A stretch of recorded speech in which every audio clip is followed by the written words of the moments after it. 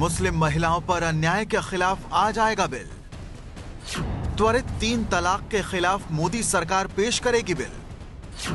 मुस्लिम महिलाओं पर अत्याचार वाले 3 तलाक पर लगेगा ताला। फोन, मैसेज, व्हाट्सएप और ईमेल से 3 तलाक से मिलेगी आजादी। मुस्लिम महिलाओं के मुजरिमों को होगी 3 साल की सजा। कांग्रेस बिल में सजा के प्रावधान का कर रही है विरोध।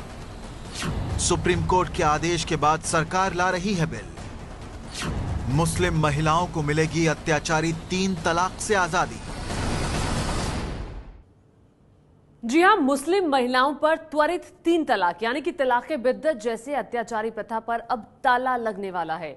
मोदी सरकार आज 3 तलाक के खिलाफ लोकसभा में बिल पेश करने वाली है, लेकिन इस बिल को लेकर विवाद और राजनीति दोनों शुरू हो गए हैं। कानून मंत्री रविशंकर प्रसाद आज दोपहर बाद बिल पेश करेंगे। बिल पेश होने से पहले ही इसमें शामिल सजा के प्रावधान को लेकर बवाल शुरू हो चुका है। पूरा मामला आपको बताएंगे, उससे पहले आपको बिल की जानकारी दे देते हैं। बिल का नाम Muslim women protection of rights on marriage bill रखा गया है। बिल में 3 तलाक को गैर कानूनी और असंवैधानिक घोषित किया गया है। हर तरीके जैसे बोलकर, लिखकर, मैसेज, फोन, व्हाट्सएप और फेसबुक से 3 तलाक गैर कानूनी होगा। ऐसा करने वालों को 3 साल की सजा और जुर्माने का प्रावधान है। पीड़ित महिला को भरण पोषण, गुजारा भत्ता और नाबालिग बच्चे को रखने का अधिकार दिया जाएगा। जुर्माने की रकम, गुजारा भत्ता और बच्चों के बारे में फैसला मजिस्ट्रेट को करना होगा। कांग्रेस 3 तलाक के तो खिलाफ है, लेकिन बिल में सजा के प्रावधान पर कांग्रेस और कई विपक्षी पार्टियों ने सवाल खड़े कर दिए हैं। ये एक आदमी अगर जेल में रहे और साथ साथ अपना परिवार को चलाए कैसे, तो उसको जेल से तो उसको छोड़ना ही पड़ेगा।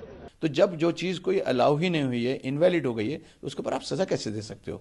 मतलब किसी चीज का भी जो जुर्म अगर किसी ने किया हो तो जब भी तो सजा दोगे। उसने जुर्म कोई नहीं किया क्योंकि वो वैलिड नहीं हुई है। सूत्रों के मुताबिक कांग्रेस संसद में बिल का समर्थन कर सकती है। देर शाम कांग्रेस अध्यक्ष राहुल गांधी ने पार्टी के बड़े नेताओं के साथ बैठक भी की। सूत्रों के मुताबिक कांग्रेस का मानना है कि सरकार प्रस्तावित कानून को और पुख्ता बना सकती है। वहीं मुस्लिम पर्सनल लॉ बोर्ड सरकार की मंशा पर सवाल उठा रही है कि सरकार ने सभी पक्षों से चर्चा किए बिना और सुप्रीम कोर्ट की अनदेखी करते हुए बिल तैयार कर दिया है।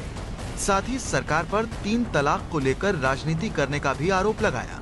आप बगैर बात किए हुए आप मुझे किस तरह का बिल लेकर आ रहे हो, तो इसका मतलब तो यह है कि आप अपनी जो ताकत है उसके नशे में चूर हैं और आप उसमें किसी की कोई रीजनेबल बात नहीं सुनना चाहते। बुधवार दोपहर पश्चिम बंगाल कांग्रेस के अध्यक्ष अधीर रंजन चौधरी ने भी सरकार पर 3 तलाक को लेकर राजनीति करने का आरोप लगाया। हम चाहते हैं सुप्रीम कोर्ट ने जो कहा है उस दायरे के अंदर सब कुछ होना चाहिए, लेकिन ये बीजेपी पार्टी क्या करता है, सामने रखता है कि ये सोशल इशू, पीछे ये पॉलिटिकल इशू करता है। विपक्ष और मुस्लिम पर्सनल लॉ बोर्ड के आरोपों को सरकार सिरे से खारिज कर रही है। कानून जो आ रहा है वो सुप्रीम कोर्ट की बात को ध्यान में रख करके, सुप्रीम कोर्ट के डायरेक्शन को ध्यान में रख करके, सब पक्षकारों के पक्ष को ध्यान में रख करके और भारत के संविधान को ध्यान में रख करके सरकार ला रही है। मुस्लिम महिलाओं के लिए मोदी सरकार के इस बिल पर याचिकाकर्ता फरहा फैज का कहना है कि बिल में अभी भी कई कमियां हैं, जैसे कि 3 तलाक पर पूरी पाबंदी और जुर्माने की रकम पीड़ित महिलाओं को मिलनी चाहिए। तो ये सरकार का जो है एक वेलकम स्टेप है, हम लोग वेलकम करना चाहिए, लेकिन हम इससे पूरी तरह से सहमत नहीं है क्योंकि एक अधूरा बिल है। हम लोगों की जो डिमांड थी वो थी तलाक़े बिदअत को बैन किया जाए। एक कंप्लीट प्रोसीजर तलाक का क्या रहेगा मुस्लिम कम्युनिटी के लिए उसको डिस्क्राइब किया जाए। आपको बता दें कि इसी साल अगस्त में सुप्रीम कोर्ट ने 3 तलाक को गैर कानूनी करार दिया था और सरकार को कानून बनाने के लिए कहा था। हालांकि सुप्रीम कोर्ट के इस फैसले के बाद देश भर में करीब 67 ऐसे मामले सामने आ चुके हैं, जिसमें सबसे ज्यादा मामले यूपी से हैं। यूपी में विधानसभा चुनाव के दौरान बीजेपी ने 3 तलाक का मुद्दा जोर शोर से उठाया था। बीजेपी को यूपी में बम्पर जीत भी मिली। खुद पीएम मोदी यूपी से लेकर गुजरात चुनाव और लाल किले तक से 3 तलाक का जिक्र कर चुके हैं। मेरी मुसलमान बहन,